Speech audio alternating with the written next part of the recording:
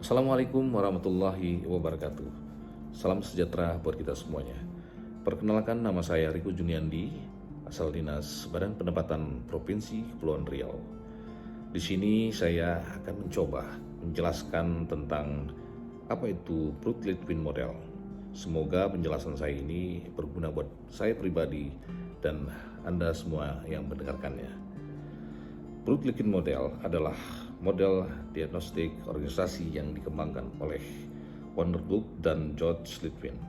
Model ini dirancang untuk memahami dinamika organisasi dan bagaimana perubahan dalam satu elemen organisasi bisa berdampak terhadap elemen lainnya, terutama terhadap kinerja individu dan organisasi secara keseluruhan. Model ini memetakan hubungan sebab akibat antara faktor-faktor eksternal dan internal dan perilaku sehingga sangat berguna dalam manajemen perubahan organisasi. Komponen-komponen Brute Litwin Model itu terdiri dari 12 elemen utama yang dibagi menjadi dua kelompok besar. Yang pertama, transaksional faktor atau level strategi transaksional. Perubahan dalam elemen ini memiliki dampak besar dan menyeluruh terhadap organisasi. Terbagi dari eksternal, lingkungan eksternal, faktor-faktor di luar organisasi seperti pasar, regulasi, teknologi, dan kompetisi ini adalah pemicu utama perubahan. Terus yang kedua, misi dan strategi. Arahan jangka panjang dan rencana strategi organisasi yang ditetapkan oleh pemimpin puncak sebagai respon terhadap lingkungan eksternal. Ketiga, kepemimpinan atau leadership. Gaya tindakan dan kemampuan pemimpin utama dalam menginspirasi dan memandu organisasi. Keempat, budaya organisasi. Nilai atau norma dan keyakinan bersama yang membentuk pola perilaku dalam organisasi. Hal ini bisa dikatakan dibagi secara ada beberapa, yaitu level organisasi transaksional. Perubahan ini bersifat lebih teknis dan biasanya tidak mengubah struktur atau budaya secara radikal. Selanjutnya, nomor 5, struktur organisasi. Bagaimana peran dan tanggung jawab dibagi serta bagaimana pelapor berlangsung. Maksudnya pelaporan yang berlangsung. 6. Praktik manajerial. Cara manajer menjalankan fungsi sehari-hari untuk mengatur orang dan proses. Gimana kita memprosesnya. 7. Sistem dan prosedur.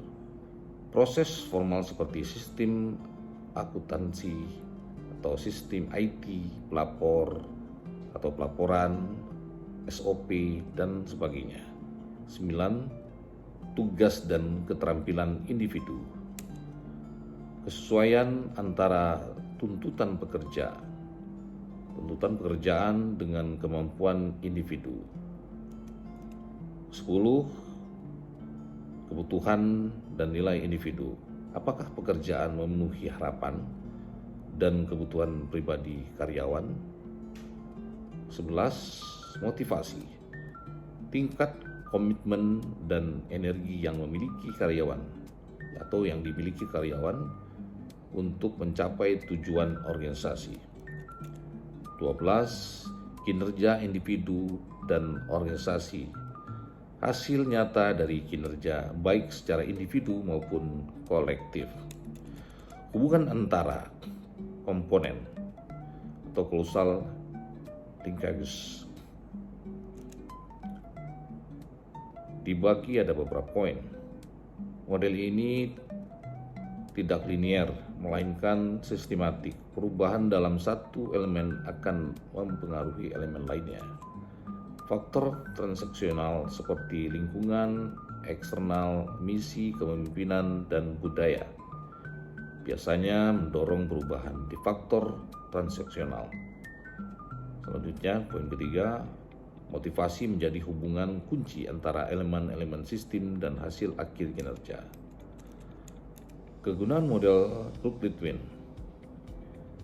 ada 3 poin juga di sini, yaitu pertama, diagnosa organisasi, mengidentifikasi penyebab masalah organisasi atau akar, bukan hanya gejala.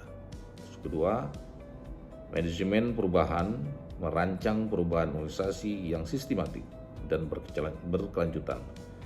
Tiga, perbaikan kinerja, memahami faktor-faktor yang menghambat atau meningkatkan formula. Contoh-contoh harapan, yaitu misalnya sebuah perusahaan mengalami penurunan kinerja. Seperti dengan model ini, manajemen bisa melihat apakah masalahnya di kepemimpinan, struktur kerja, sistem yang usang, atau motivasi karyawan. Poin yang kedua, jika ternyata strategi sudah tidak relevan dengan perubahan pasar, maka perusahaan perlu mengubah strategi yang kemudian mengubah budaya, struktur, sistem hingga berdampak ke motivasi dan kinerja. Relevansi teoritis. Model ini pertama kali diperkenalkan dalam artikel Kurzweil Model of Organizational Performance and Change oleh Rooke dan Litwin di tahun 1992. Mungkin itu saja dari saya. Semoga bermanfaat buat kita semuanya. Wabillahi taufiq wal hidayah. Assalamualaikum warahmatullahi wabarakatuh.